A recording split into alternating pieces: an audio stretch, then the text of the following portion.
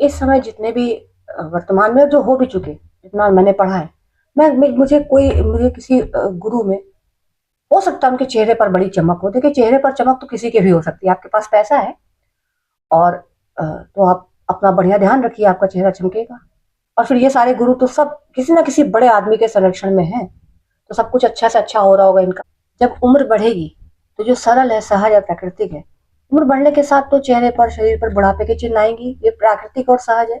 अब वही बात है कि अगर आपके पास पैसा है तो आप 60 की उम्र में भी जवान दिख सकते हैं, जवान बने रह सकते हैं। जितना भी कोई महिमा मंडन कर ले, कितनी भी प्यार लग जाए, कुछ भी हो, मेरा तो मेरे तो अंतर मन से बिल्कुल भी नहीं आता, किसी के भी प्रति कोई ऐसा भाव बिल्कुल भी नहीं आता। मैं वही कहूंगी, राजनीतिक संरक्षण प्राप्त लोग हैं और राजनीति के काम आ रहे हैं, राजनीतिक मोहरे हैं कि आश्रमों में बच्चे आ रहे हैं। ये तो सरकार की विफलता है, उन बच्चों के माँ बाप की विफलता है।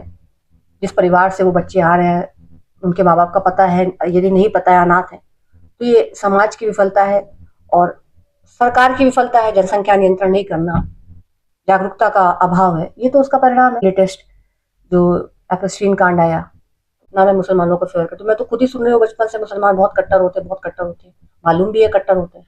फिर वही बात मैं बार बार बोलूंगी, मुसलमान कट्टर होते हैं, लेकिन उनके बारे में मालूम है, पता है। जिसके बारे में मुझको पता है कि यार ये लोग कट्टर होते हैं, समाज को पता है ये कट्टर होते हैं, लेकिन जो पॉलिश लोग होते हैं, जो गाय की खोल में अंदर लोमड़ी, गीदड़, सियार, भेड़िया क्या है, उनका नहीं पता। Slow and sweet poison.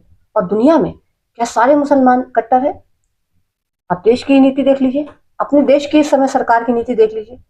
Hindu मुस्लिम में पिछले वीडियो में भी कह चुकी, मुसलमानों पर मेहरबान है, बहुत सारी मुस्लिम कंट्रीज पर मेहरबान है, और देश में लड़ाना। और इस बार नैरेटिव चलाया, जनरल कैंडिडेट्स खासकर ब्राह्मणों को टारगेट किया गया। हालांकि उत्तर प्रदेश की जनता भी 2024 के इलेक्शन में मजा चखा चुकी है। एपस्टीन कांड जो हुआ, जो उसमें महिलाओं और बच्चों का जैसा आ रहा है, क्या सच है, कितना फसाना है, तो उस फाइल के जितने लोग जुड़े हैं और वही लोग जाने। फिर भी ऐसा नहीं है कि ये कोई नई बात है, ये सब कुछ दुनिया में हमेशा होता रहा है।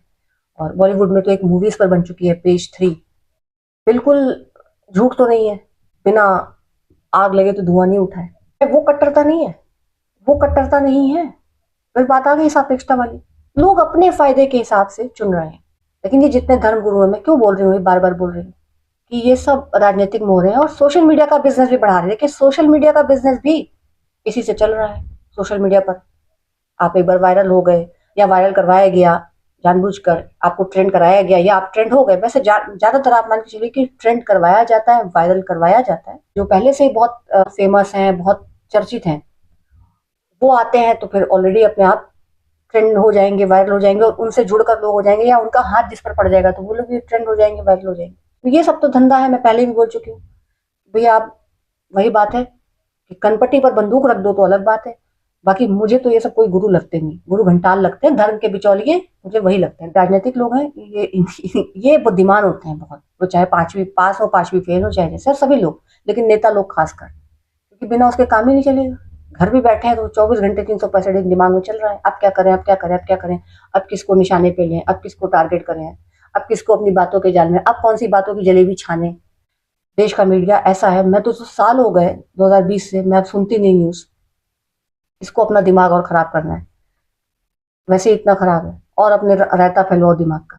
यूजीसी मुद्दे पर चाहे कोई भी पार्टी हो, हिंदू मुस्लिम से शुरू हुई बात, आप देखिए हिंदू वर्सेस हिंदू पर आ गई। मैं खुद धर्म के नाम पर, भगवान के नाम पर, आस्था के नाम पर अंधविश्वास, अंधी परंपरा और मूर्ताओं का सख्त विरोध करती हूँ। लेकिन अंधविश्वास का विरोध करना धार्मिक मान्यताओं के नाम पर, ये एक अलग बात है।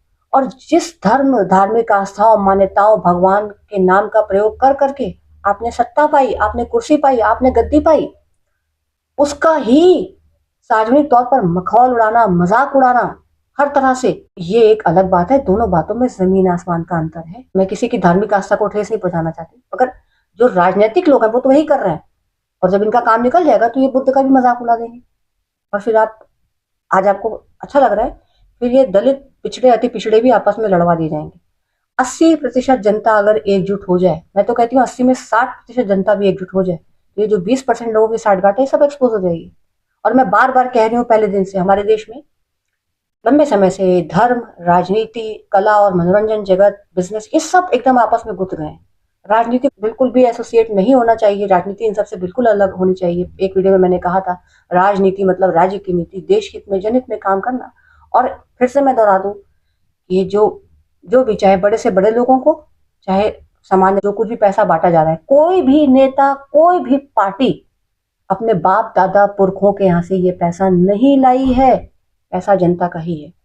जो मनी रोटेशन समझते हो तो समझ ही रहे हैं। जनता जागरूक रही और एकजुट रही तो कोई भी पार्टी हो, कोई भी नेता हो, किसी को भी आप चुनिए।